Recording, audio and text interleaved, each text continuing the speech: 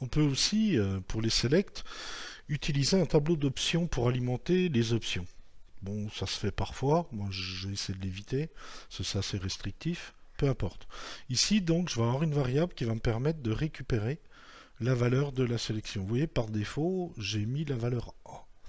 Donc effectivement, quand je vais lancer cet exemple, bah, mon select aura l'option A, c'est-à-dire cette première ligne d'options. Et puis ici, c'est mon tableau d'options qui va me permettre de générer trois options dans mon select. Vous remarquez qu'il y a deux éléments quand on fait comme ça.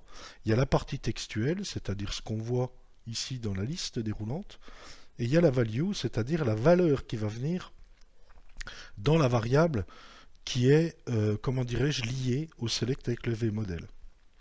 C'est pas forcément la même valeur, hein.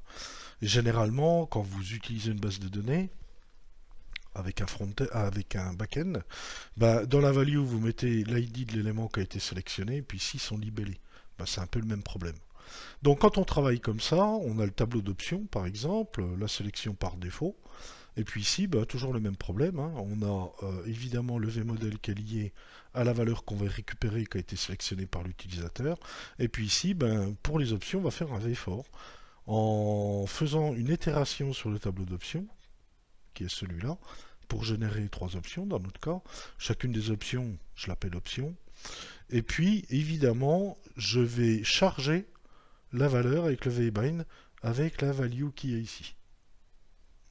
En disant que la valeur que je prendrai en compte, évidemment, c'est la value de mon option, donc cette zone-là. Et puis ensuite, ben, ce que j'affiche dans mon option, ce qui est visible, c'est le texte, donc cette partie-là. Donc on voit qu'on peut malgré tout mettre un libellé et un ID. À ce moment-là, ici, ce serait option.id, si j'avais des ID ici, et puis option.libellé, si j'avais des libellés ici. Ça peut être intéressant dans certains cas de figure, à voir. Alors évidemment, on l'utilisera sur la CLI sous cette forme-là, un petit peu différente. Puis ici, ma sélection.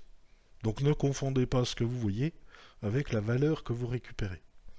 Alors si je regarde effectivement mon 1307, donc au départ j'ai la valeur sélectionnée qui est A, l'option sélectionnée, pardon, dont le texte est A, et puis la valeur est 1. Et dès que je sélectionne effectivement une autre option, ben c'est la value que je récupère évidemment dans ma variable select. Donc voilà un petit peu le principe, hein, pour pouvoir être clair sur les listes déroulantes.